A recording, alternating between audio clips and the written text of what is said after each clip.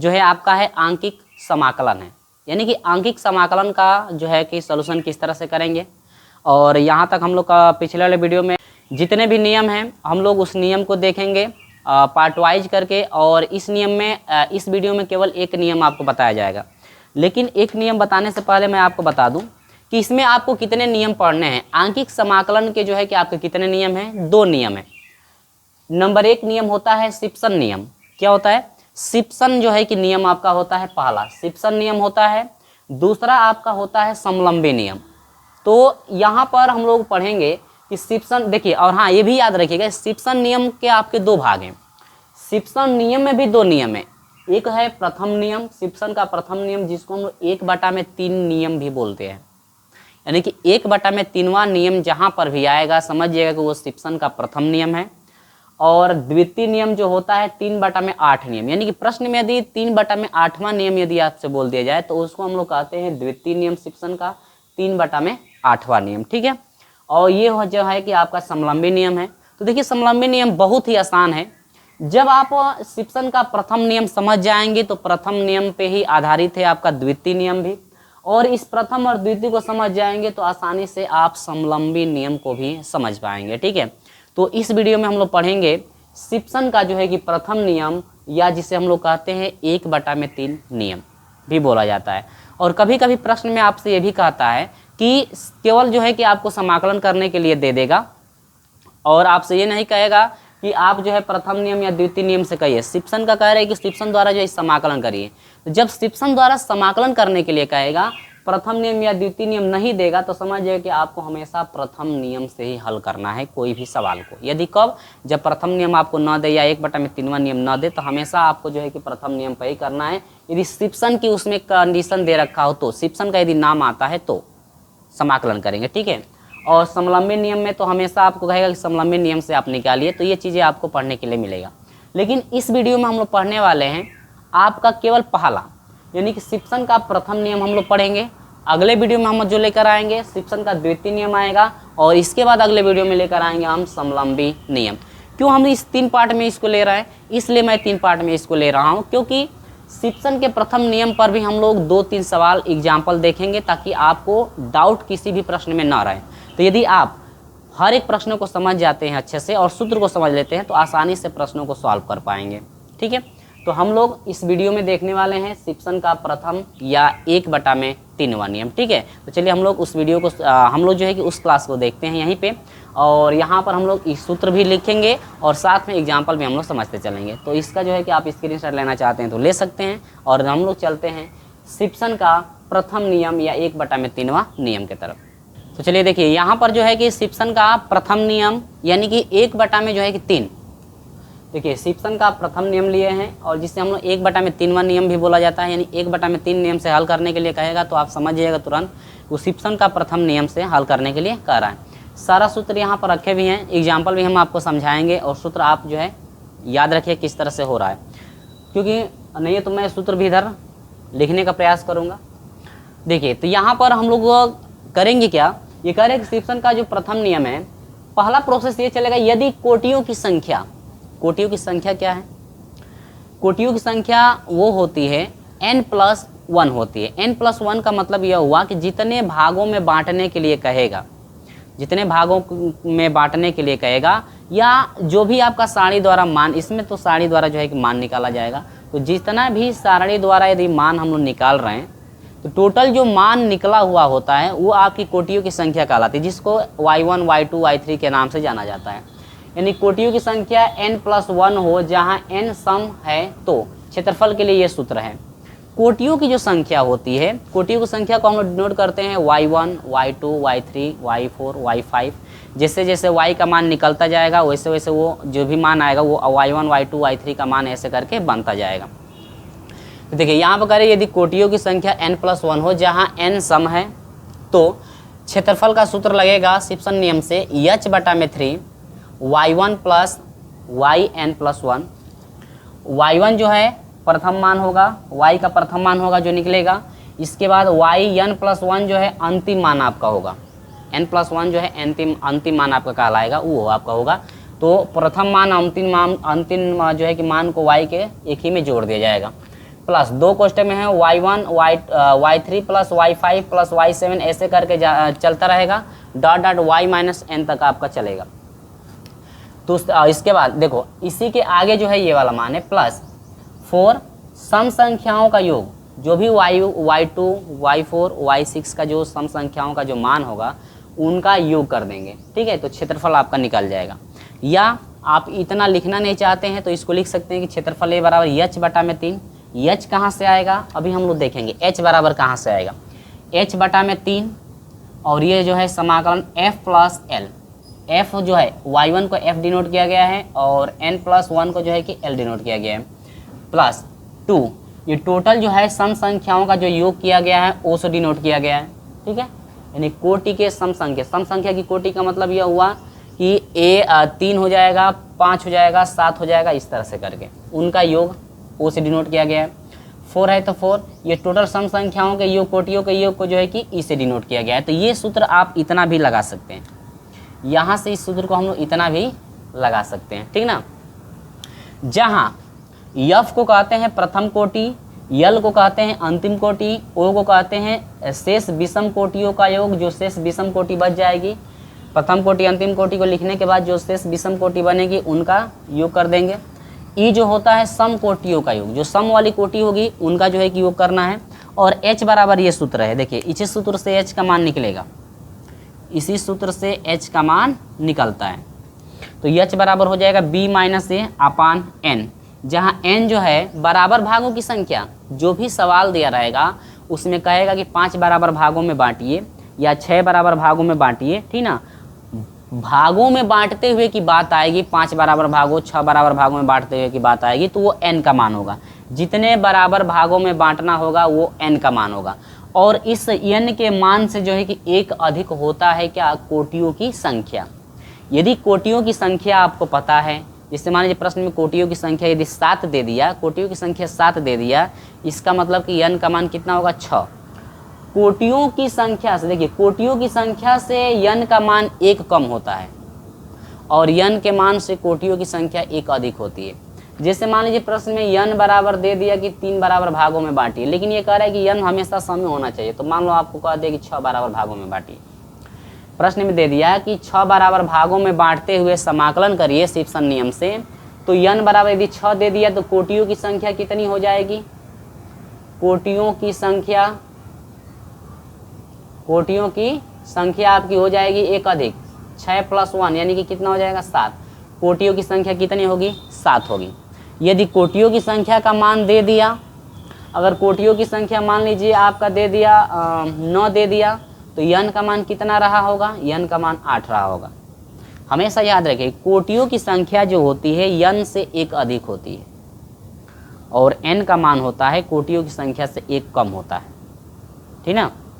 कोटियों की संख्या जो होती है, कोटियों की जो संख्या होती है, यहाँ पर आप दिमाग से समझो, कोटियों की जो संख्या होती है यदि 9 दिया हो तो आपका n का मान 8 होगा, यानी कि n का मान से हमेशा कोटियों की संख्या 1 अधिक होती है। इसीलिए यहाँ पर दिया है यदि n सम होगा तो कोटियों की संख्या n प्लस 1, और अधिकांश तौर से n सम में प्राप्त होता है, n सम ही प्राप्त होता है। विषम संख्या किसके लिए आ सकता है, विषम संख्या आ सकता है हम लोगों का जो है कि शिफ्सन का द्वितीय नियम में आपका आ सकता है, n का मान विषम हो सकता है, यानी 3 हो सकता है, ठीक है।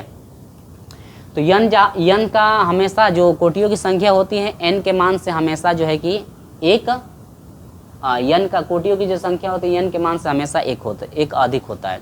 यदि सारणी प्रश्न में दिया हो बना करके, जैसे मान लो प्रश्न में सारणी दे दिया आपको, बना करके सारणी दे ही दिया, और उस सारणी में यदि कोटियों को काउंट कर रहे हैं कि कोटियाँ जो है कि यदि देख रहे हैं कि हम लोग 7 है कोटियों की संख्या, इसका मतलब कि जो है कि n का मान कितना होगा, तब तो 6 हो जाएगा उस समय। सारणी यदि प्रश्न में दे दिया तो आसानी से कोटियों की संख्या तुम लोग निकाल सकते हो, ठीक है। और उस कोटियों की संख्या से यदि b माइनस ए में यदि भाग दे दे, b माइनस ए क्या है, b जो होता है अपर सीमा होती है, a आपकी लोअर सीमा। पिछली क्लास में भी यानी कि आप जो है अध्याय 7 में भी पढ़े होंगे, अध्याय 7 में भी आप पढ़े होंगे, और अध्याय शायद 8 में भी आपको पढ़ने के लिए मिला होगा, ठीक है। अपर सीमा लोअर सीमा जो है, अपर सीमा लोअर सीमा जो है कि अध्याय 8 में भी पढ़ने के लिए मिला होगा। तो अपर सीमा को जो है कि हम लोग b कहते हैं, लोअर सीमा को a, यानी अपर सीमा ए, लोअर सीमा आपकी ए होती है, अपर सीमा बी। तो इनका अंतर करके यदि n के बराबर भागों से यदि भाग दे दे तो पता चल जाता है h का क्या मान, h का क्या पता चल जाता है, मान आपका पता चल जाता है। और जो आपका देखो इसमें जो होता है, कभी भी साड़ी आप बनाएंगे तो उसमें x भी आता है और y भी आता है, x का भी मान निकाला जाता है और y का भी मान निकाला जाता है। तो ये सूत्र हमेशा याद रखिएगा। और देखिए ये तो क्षेत्रफल के लिए आप लिख सकते हैं। अगर समाकलन करने के लिए कह दे, क्षेत्रफल पूछेगा तो ये लगा करके आप निकाल सकते हो। वही चीज़ समाकलन के लिए भी है। देखिए वही सूत्र समाकलन का सेम है, लेकिन केवल आपका समाकलन में जो मान दिया रहेगा, अपर सीमा लोअर सीमा y डॉट डी एक्स करके जो मान दिया रहेगा, वो चीज़ें आपकी हो जाएंगी यहाँ पे, केवल जब समाकलन करना होगा तब। आज क्षेत्रफल करना होगा तो इसको लिखने की कोई आवश्यकता नहीं है, डायरेक्ट हम लोग सूत्र पे ही हल कर सकते हैं, ठीक ना, डायरेक्ट हम लोग सूत्र पे ही हल कर सकते हैं। तो इधर तो सूत्र हो गया। अब यहाँ पे हम लोग सवाल जो है आसानी से कर सकते हैं, यहाँ पे हम लोग सवाल जो है आसानी से कर सकते हैं। तो सारणी बनाने के लिए आपको यहाँ पे हम सवाल भी समझा देंगे ताकि आपको समझ में आ जाए किस तरह से करना है, या हम इस सूत्र को वहाँ पे रख देंगे ताकि उस साइड सूत्र रहेगा तो हम लोग सवाल को इधर हम लोग आसानी से कर सकते हैं, ठीक ना। तो एक बार फिर हम इस सूत्र को वहाँ पे लिख लेंगे ताकि आपको समझाने में हमें आसानी रहे। तो चलिए इसका स्क्रीनशॉट लेना चाहते हैं तो आप ले लीजिए, इसके बाद हम प्रश्न को लेकर चलते हैं किस तरह से आपको सॉल्व करना है। चलिए तो यहाँ पर तो ये सूत्र था, ये तो हम लोगों ने सूत्र देखा कि सूत्र जो है कैसे जो है कि हम लोग यहाँ पर लगाएंगे। लेकिन सबसे पहले हम लोग सारणी बना करके मान किस तरह से निकालेंगे। जैसे यही सूत्र है, क्षेत्रफल निकालने के लिए हमको h का मान चाहिए और y चाहिए और yn+1 यानी कि अंतिम पद होगा y3 y4 y5 का मान किस तरह से निकाला जाता है। तो वो कभी भी मान निकलेगा, किसी भी सवाल में मान निकलेगा ना तो सारणी ही द्वारा मान निकलेगा। तो वही चीज़ सारणी से जो है कैसे मान निकालते हैं। देखो ये प्रश्न हम लिए हैं यहाँ पे, एक बार प्रश्न को मैं पढ़ करके सुना देता हूँ आपको। करें अंतराल 1 और 2। देखिए अंतराल यही है, अपर सीमा लोअर सीमा को अंतराल में लिया हुआ है कि 4 बराबर भाग, कितने बराबर भागों में बांटना है 4। देखो कभी भी जितने बराबर भागों में बांटना होगा वो n का मान होगा। वो किसका मान होगा, n का मान होगा, जितने बराबर में बांटना होगा वो। तो 4 बराबर भागों में बांटते हुए सिप्सन नियम का प्रयोग कर जो है कि 2 अपर सीमा लोअर सीमा आपकी 1 है, अपर सीमा 2, 1/x डॉट डी एक्स का मान ज्ञात की। देखिए समाकलन दिया हुआ है, अब सिप्सन नियम से कह रहा है। अब सिप्सन नियम से कह रहा है तो ये नहीं कह रहा है कि सिप्सन नियम का प्रथम नियम अप्लाई करिए या द्वितीय नियम अप्लाई करिए। ये तो नहीं दिया है ना कि 1/3वां नियम अप्लाई करिए या 3/8वां नियम अप्लाई करिए।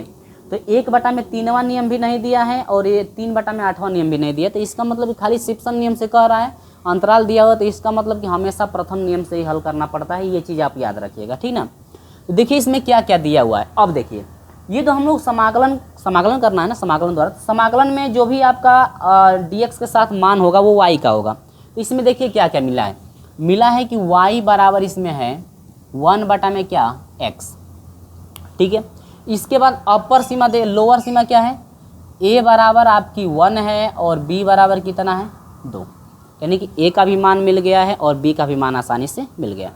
जितने बराबर भागों में बांटना है वो n का मान होता है। तो यहाँ पर हम लोग लिख लेंगे कि n बराबर कितना मिला है 4 बराबर भागों में, यानी कि 4। n बराबर कितने बराबर भागों में 4। और भी ये बताइए n बराबर जब 4 मिल गया तो कोटियों की यदि हम लोग बात करते थे तो कोटियाँ जो होती है n से 1 अधिक, कोटियों की संख्या कितनी हो जाएगी। कोटियों की संख्या इसमें पूछ तो नहीं रहा है लेकिन हमको निकाल कर बताना है आपको। कोटियों की संख्या, तो कोटियों की जो संख्या होती है n+1 होती है, यानी कि यह हो जाएगा 4+1, यानी कि टोटल आपकी हो जाएगी कितनी 5। तो कोटियों की संख्या यहाँ पे 5 हो गया। तो देखो a का मान निकल गया, b का मान निकल गया, n का मान निकल गया, ठीक है। लेकिन अभी h बाकी है। क्या बाकी है, h। तो हम लोग सूत्र पढ़े हैं कि h बराबर जो होता है, h बराबर आपका होता है b माइनस a। क्या होता है, b माइनस a बटा में होता है n। तो b का मान 2 है, a का मान 1 है, बटा में n का मान क्या है 4। अब इसको हल कर देंगे तो 1 बटा में कितना मिल गया 4। यहाँ से h का भी मान निकल गया, 1 बटा में कितना हो गया h का मान 4 यहाँ पे हो गया, ठीक है। ये h है, ठीक ना। तो h का मान निकल गया 1 बटा में 4, a का भी मान पता चल गया, b का भी मान पता चल गया, n का भी मान पता चल गया, ठीक ना। तो आगे कैसे निकालेंगे, ग्राफ बनाओ। देखो ग्राफ हम लोग बनाएंगे हमेशा, हर एक सवालों में ये ग्राफ बनेगा। जो तरीका इस सवाल में चल रहा है ग्राफ बनाने का, वही तरीका अगर हाँ प्रश्न में यदि ग्राफ नहीं दिया हो तो आपको हमेशा इस तरह से बनाना पड़ेगा। अगर ग्राफ प्रश्न में दिया हो तो कोई बात नहीं, आसानी से तब कर पाओगे। देखिए ग्राफ नहीं दिया तो ग्राफ हम लोग बनाने के लिए सीखते हैं।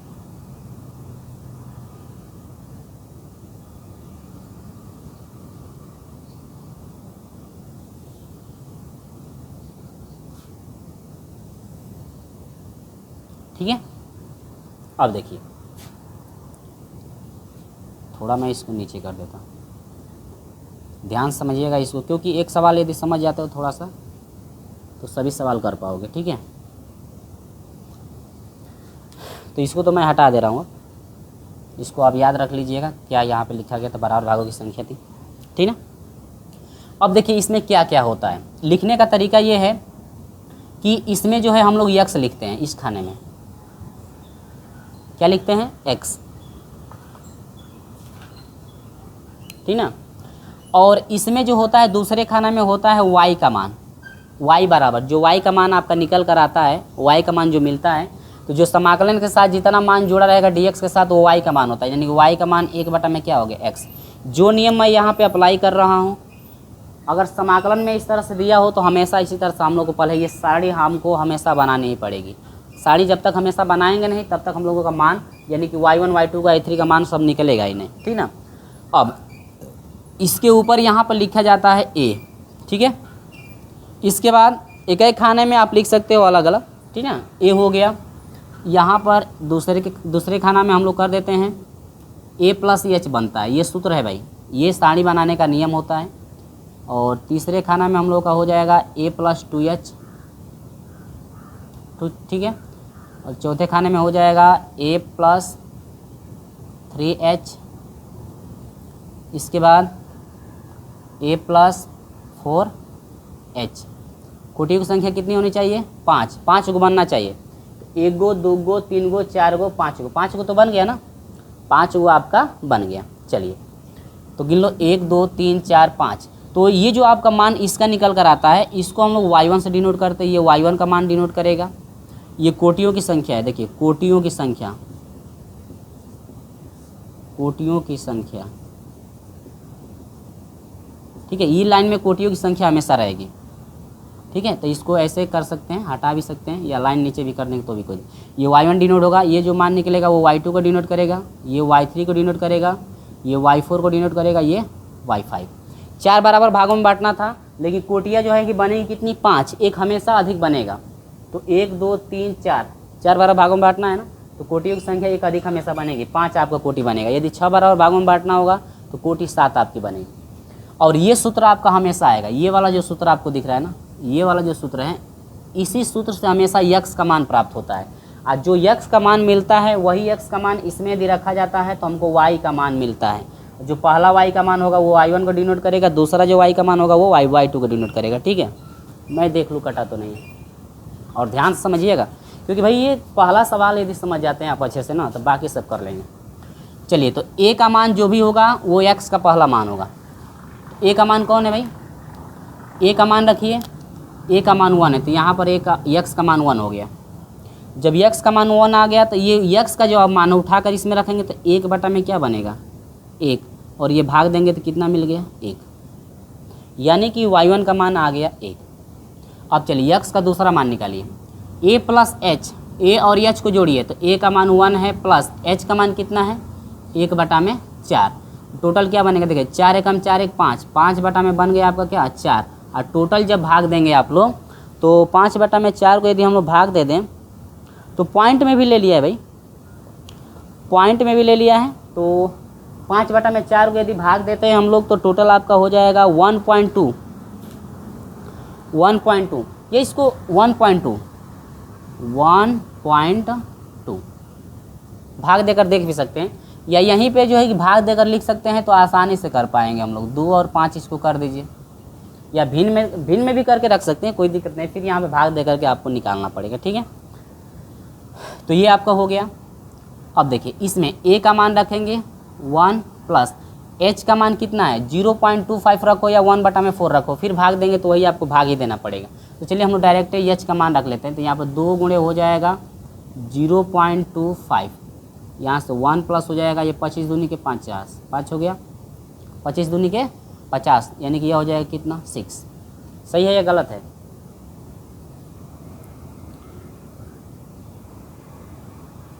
जीरो 0.25 है तो यह हो जाएगा 1.5।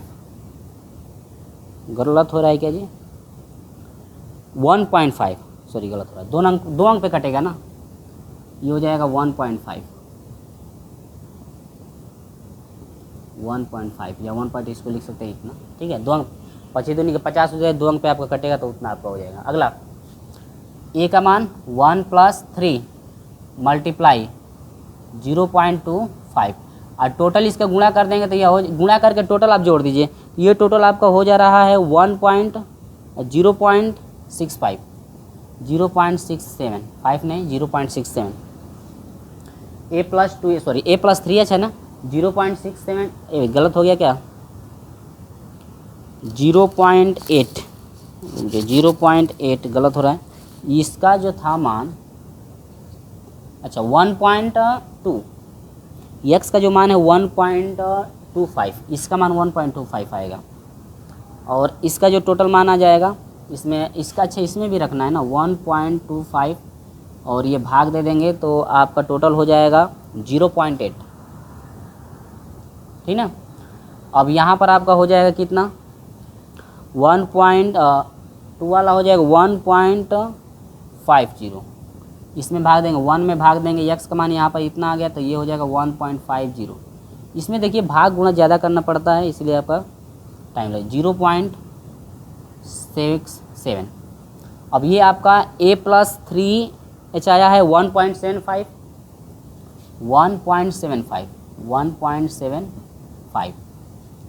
जब 1.75 आया है तो इसमें जब भाग देंगे, यानी कि 1 में भाग देना है 1.75 से, तो ये आपका टोटल भाग मिल रहा है 1.75 यानी 0.57, ठीक है। इसके बाद फिर 4 वाला आपका हो जाएगा 1 + 4 मल्टीप्लाई 0.25 और ये टोटल गुणा करके आप जोड़ेंगे तो ये आपका 2 हो जाएगा। कितना हो जाएगा 2। 25 चौके 100, 2 अंक पे कटेगा तो 1 बचेगा, 1 कितना हो जाएगा 2। अब इसमें भाग देंगे 1/2 हो जाएगा तो ये हो जाएगा 0.5। देखो इस टाइम इसमें भाई लगेगा क्योंकि हमने सॉल्व किया हुआ नहीं था तो इसलिए टाइम यहाँ पर लग रहा है। और इसमें बुक में आपके दिया भी है, ठीक है, बुक में आपके दिया भी है, तो वही हम एग्जाम्पल आपको समझाने का प्रयास कर रहे हैं किस तरह से आप सॉल्व करोगे, ठीक है।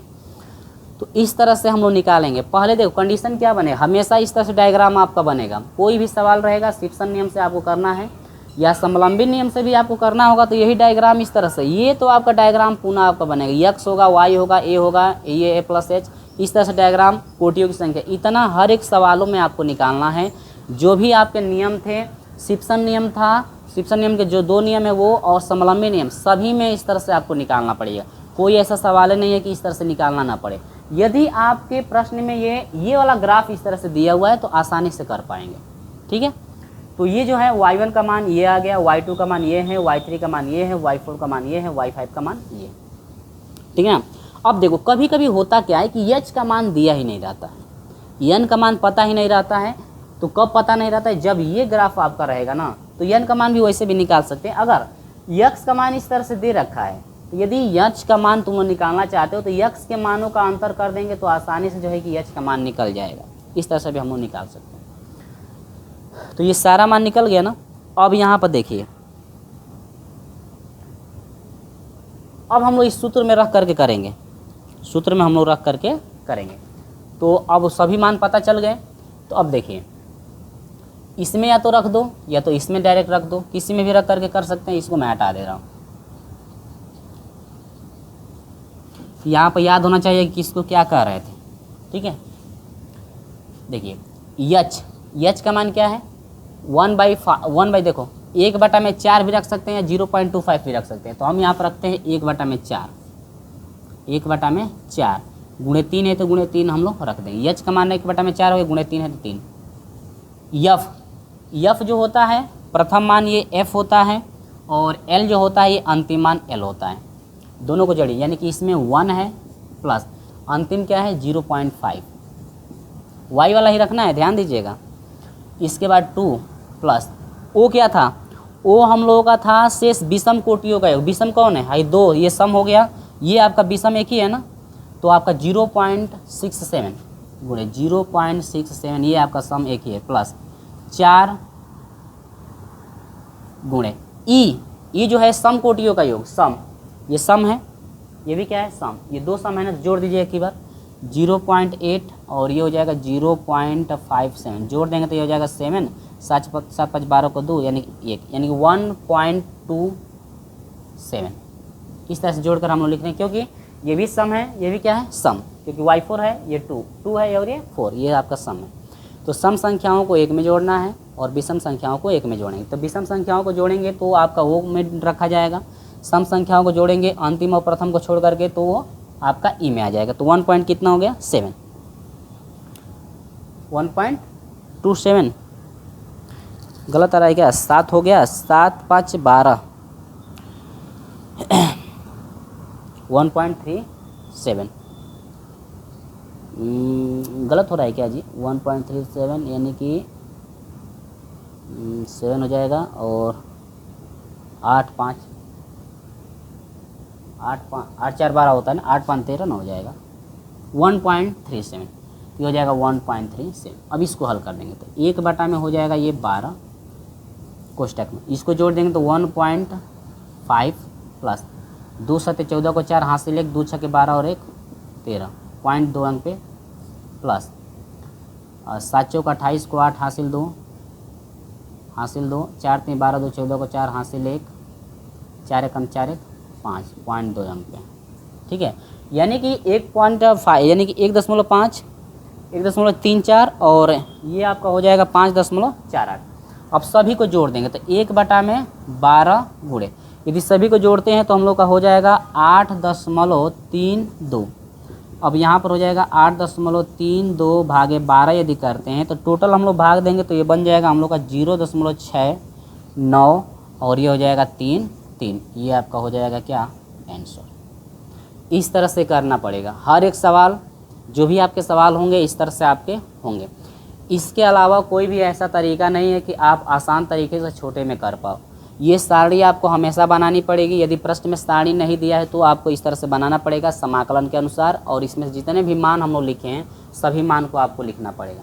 तो ये आपके प्रोसेस चलेंगे, जितने भी आपके प्रश्न होंगे शिप्सन नियम पे या समलंबी नियम पे भी आपको इसी तरह से करना होगा। कुछ ऐसे भी सवाल मिलेंगे जिसमें आपको डायग्राम, ये वाला डायग्राम बना कर दे देगा तो थोड़ा हम लोग को ईजी होता है मान को निकालने में, ठीक है। तो इसका स्क्रीनशॉट ले लीजिए। हम अगले प्रश्न की तरफ चलते हैं, एक दो और एग्जाम्पल आपको समझाते हैं कि किस तरह से आपके हो रहे हैं, ठीक है। तो इसका स्क्रीनशॉट ले लीजिए, हम आगे आपको लेकर चलते हैं। चलिए देखिए, दूसरा हम एग्जाम्पल लेकर आए हैं आपको समझाने के लिए। देखिए इसमें क्या है, कह रहा है कि शिप्सन 1/3 नियम, तो 1/3 नियम इसमें दिया हुआ है खुद, तो यानी कि आप समझ गए होंगे प्रथम नियम से करना है। और हाँ, सूत्र आपको याद होना चाहिए, जो भी सूत्र चला है उस सूत्र को आप लोग याद रखिएगा, क्योंकि ये आपको पता है कि प्रथम नियम चल रहा है शिप्सन का। शिप्सन के प्रथम नियम द्वारा समाकलन या अपर सीमा का दे रखा है समान, समाकलन का मान दे रखा है, का मान निम्नलिखित सारणी द्वारा ज्ञात कीजिए। ये करे e का पावर 0 का मान ये है, e का पावर 1 का मान ये है, e का पावर 2 का मान ये है 1 1 2 3 4 1 2 3 1 2 3 4 5 5 मान दिए हुए हैं। यानी कि 5 मान देने का मतलब यह हुआ कि जो कोटियों की संख्या है 5 है। कोटियों की संख्या कितनी हो जाएगी 5। जो ये मान दिए हुए सभी ना, ये सभी x के मान है। सभी किसके मान है, x के। तो देखिए इसमें क्या क्या दिया है, देखिए दिया है क्या क्या दिया है। y बराबर पहले लिखेंगे हम लोग कि e का पावर x हम लोग को मिल रहा है, y का पावर e का पावर x मिल गया, y बराबर। अब देखिए a का मान कितना आपका मिला है 0 है, और b का मान कितना है आपका 4, इतना मिल गया। n बराबर क्या है, यानी कि n जो कोटियों की संख्या से एक कम होता है n का मान, तो 1 2 3 4 5 कोटियों की संख्या कितनी है 5 है, तो n का मान कितना हो जाएगा 4। और यहाँ पर मैं लिख देता हूँ कोटियों की संख्या, ये आपको लिखने की आवश्यकता नहीं है, लेकिन मुझे समझाना है तो मैं लिख कर समझा देता हूँ। कोटियों की संख्या बराबर हो जाएगा n+1 होता है, ये तो आपको पता ही है सूत्र, यानी कि ये टोटल हो जाएगा 5। या इसको लिख सकते हैं, इस तरह से भी लिख सकते हैं 4 + 1 = हो जाएगा कितनी 5। ठीक ना। देखिए सब कुछ पता चल गया, लेकिन यच अभी पता नहीं है, यच भी तो निकालना है। तो चलिए हम लोग यच निकाल लेते हैं। यच = सूत्र अभी बताएं हम लोग, b - a बटा में आपका होता है n। तो b का मान कितना है 4, a का मान है 0 बटा में n का मान है कितना 4। तो हो जाएगा 4 बटा में 4 = कितना, सॉरी 4 बटा में 4 = हो जाएगा कितना 1। इतना निकल गया। अब सारणी हम लोग जरा बना लेते हैं भाई। सारणी उसी तरह से जिस तरह से हम लोग बनाए थे। ठीक है, टेढ़ा हो गया क्या, टेढ़ा हो रहा है, थोड़ा लग रहा है मुझे। अब ठीक है, थोड़ा अब टेढ़ा होगा तो अब आप लोग बना लीजिएगा सही से। ठीक है, ठीक, ये आपका इस तरह से हो गया। अब देखिए, तो 1 2 3 4 नहीं 1 2 3 4 5 को बनाना है ना। तो इसमें आपको पता है कि इसमें x होता है, इसमें क्या होता है x होता है, इसमें क्या होता है y का वैल्यू। तो y बराबर है क्या, e का पावर है x। अब इसमें आपको पता है इसमें क्या होता है, मैं लिख देता हूँ। तो मैं 5 को बना लेता हूँ, 1 2 3 4 और ये हो जाएगा 5। ठीक ना। अब देखिए, इसमें होता है a और ये होता है a + h। ठीक है, ये होता है a + 2h, ये होता है a + 3h और ये होता है a + क्या 4h। 5 को बन गया, 1 2 3 4 5, 5 को बन गया कोटि ना। और इसमें होती है कोटि क्या होती है कोटि, इसमें होती है कोटि जो कि डिनोट करता है y1 और ये होता है y2, ये होता है y3, ये होता है y4 और ये होता है क्या y5। अब इसमें x का मान हम लोग निकालेंगे। a का मान x को डिनोट करेगा, a + h का मान x को डिनोट करेगा। ठीक है, चलिए हम लोग निकालते हैं फटाफट। देखिए, तो a का मान कितना है 0, तो यहाँ पर देखिए x है तो यहाँ पर a का मान हो जाएगा 0। तो अब इसमें भी x का मान 0 हो गया। a का मान जब 0 रखो तो x का मान वही 0 होता है, 0 हो गया। तो इसमें हो जाएगा e का पावर क्या 0, और ये कह रहा है कि e का पावर जो 0 होगा उसका वैल्यू कितना होता है 1। इसमें a + 0 यानी a + h, तो a का मान है 0 प्लस h का मान कितना है 1, यानी कि ये हो गया टोटल मान कितना 1। जब टोटल मान 1 हो गया तो ये e का पावर हो जाएगा x की जगह पर 1। x का मान इसमें भी तो रखना है तो y का मान निकलेगा, और e का पावर 1 का मान है 2.72। a + 2h का मान आपका कितना हो जाएगा 0 + 2 × 1 = टोटल हो जाएगा 2। तो यहाँ पर फिर लिखेंगे e का पावर हो जाएगा 2 और e का पावर 2 का मान है 7.39। 0 + 3 × h का मान है 1 = क्या हो जाएगा 3, और ये हो जाएगा e का पावर 3 = e का पावर 3 का मान है 20.09। फिर इसमें आइए 0 + 4 × 1 = हो जाएगा क्या 4, और ये है e का पावर क्या हो जाएगा 4 = e का पावर 4 का मान दिया है 54.60। अगर ये सब ना दे करके आपको केवल सारणी दे देता तो भी हम लोग निकाल लेते, सारणी दे देता तो भी हम लोग निकाल लेते आसानी से। तो चलिए, तो अब सूत्र पे हम लोग चलते हैं। सूत्र क्या है सिप्सन नियम से। यहाँ पर मैं देख लूँ भाई, दिख रहा है ना, इसके बाद ही मैं सूत्र नीचे लिखूंगा। चलिए, तो मुझे लग रहा है थोड़ा धुंधलापन दिख रहा है, थोड़ा सा धुंधलापन दिख रहा है। चलिए, तो हम लोग इधर आ जाते हैं। सूत्र सिप्सन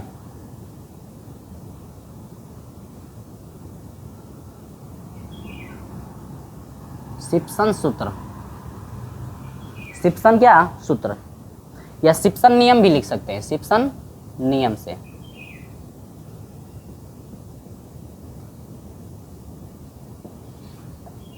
तो है समाकलन समाकलन क्या है भाई, ये है ना 4 0 e का पावर x डॉट dx। ठीक है, पूरा सूत्र क्या है, सूत्र आपका होता है h/3, h अपान क्या होता है 3। टोटल मैं नीचे वाला y1 y2 को नहीं लिख रहा हूँ, ठीक ना, नीचे वाला मैं लिख रहा हूँ, तो टोटल मैं नीचे वाले को लिख देता, या y1 y2 भी आप लोग लिख करके कर सकते हैं।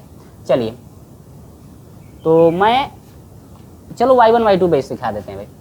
पहले में क्या होता है, पहले पद और अंतिम पद, ठीक ना, का योग।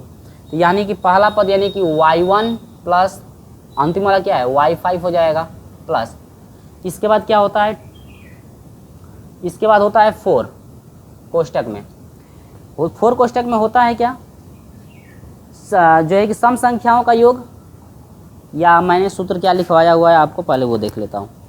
ओ ऑब्जेक्ट विषम के लिए पहले मैं लिखवाया हूँ, तो विषम संख्या के लिए पहले लिखवाया हूँ, तो विषम संख्या के लिए पहले आप लोग लिख लो। तो अंतिम और लास्ट को छोड़ करके विषम संख्या कौन है 3, तो यहाँ पर होता है 2 मल्टीप्लाई विषम कौन है y3 है ना केवल, तो यहाँ पर लिख दोगे y3 प्लस 4 कोष्टक में, सम 4 के साथ आएंगे सम संख्या वाले, तो ये सम संख्या है, ये सम संख्या है, तो यानी कि y2 प्लस क्या हो जाएगा y4। और हम लोग इसी को शॉर्टकट में क्या लिखते हैं, h का मान रख दो 1 अपान हो जाएगा 3, इसी को लिखते हैं क्या, एक को लिखते हैं हम लोग शॉर्टकट में लिखते हैं, अभी सूत्र में लिखा था कि f प्लस एल, इसको f प्लस एल करते थे, प्लस 2 ओ लिखते थे, प्लस इस यहाँ पर 4, इसके बाद होता था क्या e, यानी कि सम संख्याओं का योग, इस तरह से भी लिख सकते हैं। तो y1 का मान क्या है 1 प्लस y5 क्या है लास्ट वाला, यानी कि है 54.60 प्लस 2 मल्टीप्लाई y3 का मान क्या है 7.39 प्लस 4 कोष्टक में y2 है 2.72 प्लस y4 20.09। अब चलिए हल कर दीजिए, यहाँ से 1/3 इसको जोड़ दीजिए, तो यह हो जाएगा 55.60 गुणा करें 9 दूनी 18 को 8 से ले 3 दूनी के 6 1 से लिया 7 7 दूनी के क्या 14.2 अंक, ठीक है, प्लस इसका टोटल हल करेंगे तो क्या आ जाएगा, मैं एक ही बार डायरेक्ट लिख देता हूँ भाई।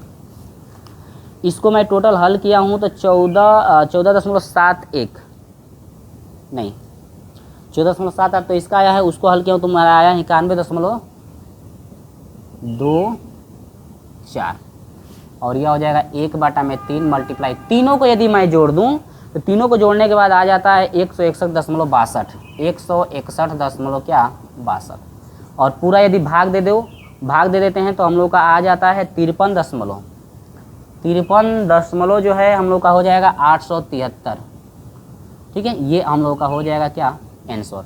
देखिए यही सूत्र सेम जो है क्षेत्रफल के लिए भी होता है, क्षेत्रफल के लिए बस क्षेत्रफल के लिए आपका आएगा तो इसको हटा कर केवल ए क्षेत्रफल हम लिख देते हैं, तो क्षेत्रफल के लिए पहले ही सूत्र लिखा गया था, इसके नीचे जो है कि आपका समाकलन वाला सूत्र था, ठीक है, दोनों सूत्र याद रखिएगा, क्या एक सूत्र याद रखेंगे तो बस क्षेत्रफल लगा करके वही सूत्र आपको उतार देना है, तो क्षेत्रफल का मात्रा क्या हो जाएगा आपका वर्ग इकाई हो जाएगा, ठीक ना। इसके बाद ये जो है आपका केवल समाकलन करने के लिए कहेगा तो ये इसका मात्रक होता नहीं, ठीक है, समझ में आ गया। चलिए भाई स्क्रीनशॉट ले लीजिए, इसके बाद मैं आपको आगे लेकर चलता हूँ। हम लोग का आ गया 53.873, ठीक है, अब तो समझ में आ गया होगा बिल्कुल अच्छी तरह से आपको कि क्या सवाल चल रहा है। चलिए लास्ट एग्जाम्पल हम आपको सिखा देते हैं कि लास्ट वाला एग्जाम्पल किस तरह से आपका होगा, ठीक है। चलिए तो स्क्रीनशॉट ले लीजिए इसका जल्दी से, और इसको थोड़ा मैं पीछे कर देता हूँ ताकि आपको पूरा दिख जाए। चलिए स्क्रीनशॉट जल्दी से ले लीजिए। चलिए यहाँ पर देखिए ये जो है तीसरा उदाहरण मैं ले रहा हूँ, ठीक है। अब तो आपको कोई कन्फ्यूजन नहीं रहा होगा क्योंकि 3 एग्जाम्पल हम बता दिए हैं। साड़ी बनाने का तरीका सीखिए, n का मान h का मान निकालने का तरीका सीखिए, बस सूत्र पर रख करके हम लोग निकाल देंगे। देखिए इसमें क्या कह रहा है ना कि सिप्सन नियम द्वारा कह रहा है तो प्रथम नियम ही लागू होगा इसमें भी। ये आपका समाकलन का मान दे रखा है, कह रहा है कि साड़ी दिया है, यहाँ पर इस प्रश्न में साड़ी ये वाला मान साड़ी का दे दिया है, यानी x और y का मान दे ही दिया है, ठीक है। तो x और y का मान जब इस प्रश्न में दे दिया है तो ठीक है, आसानी से कर पाएंगे। तो इसको मैं हटा देता हूँ और ये y का मान केवल दे रखा है, तो यहाँ पर केवल क्या हो जाएगा y हो जाएगा, ठीक है। अब देखिए कगो है 1 गो 2 गो 3 गो 4 गो 5 गो 6 गो 7 गो, यानी कि जो आपका है मान 7 है, इसमें से इसको हटा देते हैं, इन सारे को हटा देते हैं सभी को, ठीक है।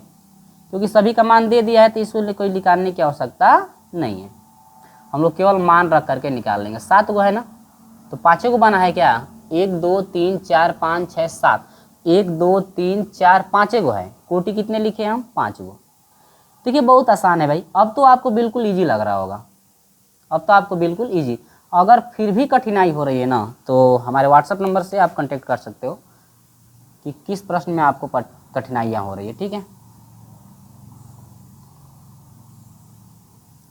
देखो भाई इससे आसान कोई अब तरीका नहीं है, हम पूरा बेसिक से आपको बता दिए हैं, पूरा जो है हम बेसिक से आपको बता दिए ताकि आपको परेशानी ना हो, ठीक है।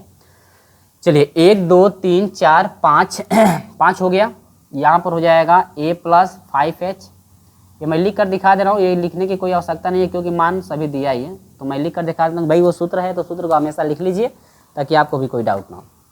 अब चलिए इसमें छाटिएगा, दिया है y का मान तो y दिया है तो कोई बात नहीं है, अब केवल a का मान छाट लीजिए, y का मान खुद है y है तो y बराबर y कर सकते हैं, यहाँ पर लिख दिए हैं तो यहाँ पर लिखने की कोई आवश्यकता नहीं। a बराबर 0 ही है, b बराबर कितना है आपको सर 6 है, तो b बराबर हम 6 बना दे रहे हैं। देखिए n का मान कितना हो जाए, 1 2 3 4 5 6 7, कोटियों की संख्या जब 7 है तो n का मान कितना रहा होगा, 6 तब रहा होगा, क्योंकि कोटियों की संख्या से n का मान 1 कम होता है और n के मान से कोटियों की संख्या 1 अधिक आपकी होती है। तो अब चलिए इसको निकाल लीजिए h का मान, तो h का मान तो निकालने की यहाँ पे कोई आवश्यकता नहीं है क्योंकि x y दे ही दिया है, लेकिन निकाल कर मैं दिखा देता हूँ। b का मान कितना है 6, a का मान कितना है 0, बटा में n का मान कितना है 7, तो ये आपका हो जाएगा 6 बटा में 7, 0 पॉइंट कुछ करके होगा, ठीक है। तो 0 पॉइंट कुछ करके होगा, तो चलिए यहाँ पर इसको निकालने की कोई आवश्यकता नहीं है, लेकिन आप लोग निकाल कर देख लीजिएगा कितना आ रहा है। चलिए x का मान कितना दिया है, 0 1 2 3 4 5 और क्या दिया है 6, ठीक ना।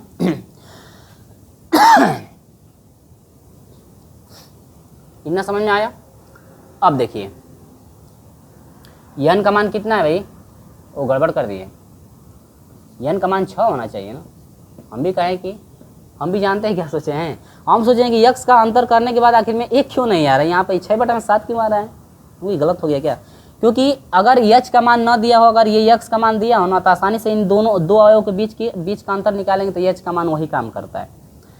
चलिए तो y का मान क्या दिया है, 0.14 दिया है, चलिए कोई बात नहीं।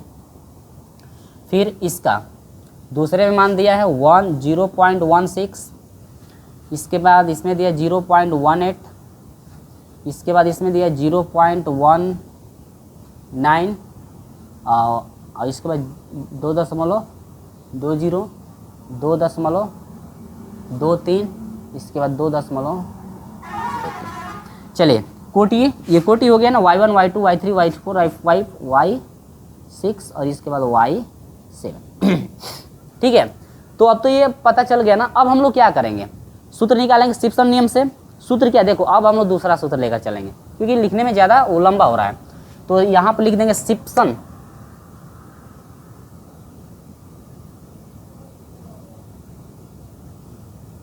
सूत्र से। तो सिम्पसन सूत्र से हम लोग निकालेंगे तो क्या हो जाएगा, सिम्पसन सूत्र से निकालेंगे तो एक ही बार सूत्र में लिख देता हूँ, समाकलन क्या है मान 0.6y डॉट है dx, यानी कि h बटा में आपका 3 बना था। सूत्र क्या होता है, सूत्र हो जाएगा f प्लस एल, ठीक है, प्लस इसके बाद सूत्र होता है 2o प्लस 4e। ओ क्या है, विषम संख्याओं का योग है, विषम कोटियों का योग है, और ई क्या है, सम कोटियों का योग। चलिए तो यहाँ पर हो जाएगा h का मान है 1/3 रह जाएगा। अब देखिए f का मतलब होता है प्रथम, l का मतलब होता है अंतिम, यानी प्रथम कोटि और अंतिम कोटि का योग। प्रथम कोटि योग ये है, अंतिम कोटि योग है, इनका योग, यानी कि ये आपका हो जाएगा 0.14 प्लस अंतिम वाला क्या है 0.23 प्लस 2 कोष्टक में ओ विषम संख्या, विषम कोटि कौन कौन है, ये इसको और इसको छोड़कर जो रख दिए उसको छोड़ करके 3 हो जाएगा, 5 हो जाएगा, तो इनका योग ना, यानी कि ये हो जाएगा 0.18 प्लस इसके बाद कौन है विषम, ये है 0.2 0। इसके नीचे ही करे तो शायद इधर ना दिखे, प्लस 4। सम कोटियों का योग, सम ये है 0.16 प्लस, और सम कौन है, ये है 0.19 प्लस एक सम कौन है, ये है, यानी कि 0.23। इनका हमने योग कर दिया। अब यहाँ से हो जाएगा 1/3। इसको जोड़िए, गुणा करिए तो ये आपका टोटल हो जाएगा। इसको जोड़ेंगे तब कितना हो जाएगा, मैं लिख देता हूँ भाई। ये हम लोग का हो जाएगा 0.37 प्लस इसको जोड़ करके 2 से गुणा करेंगे तो टोटल आपका हो जाएगा, टोटल हम लोग का हो जाएगा 0.76 प्लस इनको जोड़ करके 4 से मल्टीप्लाई कर देंगे तो ये आपका हो जाएगा 2.28। एक बार तनी आप देख करके ना गुणा करके देख लीजिए, कहीं मुझसे गलत ना हो। तो ये हो जाएगा 1/3 गुणे, तीनों को यदि जोड़ देंगे तो तीनों को जोड़ेंगे तो आपका हो जाएगा 3.41 आपका हो जाएगा। अगर भाग देंगे तो 1.1 और 3 तिली के 9, 1.1366 करके ये पूरा आंसर आएगा। ठीक है, ये आपका जो है कि आंसर इतना आ जाएगा। ठीक है, तो अब तो समझ में आ गया होगा कि शिप्सन का प्रथम नियम क्या है। देखो स्टार्टिंग में आपको कुछ कठिनाइयाँ पड़ रही होगी कि समझने में आपको दिक्कत हो रहा होगा कि हाँ किस तरह से इसे निकालना है, ये तो बहुत डिफिकल्ट है। लेकिन नहीं, अब 3 एग्जाम्पल समझने के बाद आपको बिल्कुल आसान लग रहा होगा कि हाँ यही सब चीज़ें आपको करनी है, बस यही सूत्र, इसी सूत्र पे आपको चलना है। जो निकालना है हर एक प्रश्न में आपको निकालना पड़ेगा। ए को निकालना है, बी को, एन को, और कोटियों की संख्या को, और एच को। और ये जो है हर एक साड़ी आपको इस तरह से हर एक साड़ी आपको बनानी पड़ेगी। ऊपर वाला वही रहेगा, एक्स के जगह पे एक्स रहेगा, वाई का मान जो आपके समाकलन का गुणांक dx का गुणांक रहेगा, वाई का मान यहाँ पर रखेंगे। इसके बाद वाई को निकालेंगे, जो नीचे होगा वो कोटियों को डिनोट करेगा। देख लें कोटियाँ पहले क्या है, वाई का मान जो है कोटियों को डिनोट करेगा। y1 का मान इतना है, y का मान इतना है, तो ये y1 हो जाएगा, ये y2, ये y3, इस तरह से। ठीक है, तो अब तीनों एग्जाम्पल आपको अच्छे समझ में आ गए होंगे। तो इसका स्क्रीनशॉट ले लीजिए और अगले वीडियो में हम आपसे मिलेंगे शिप्सन का द्वितीय नियम, या इसको बोला जाता है 3/8 नियम। ठीक है, चलिए दोस्तों मिलते हैं आपसे अगले वीडियो में।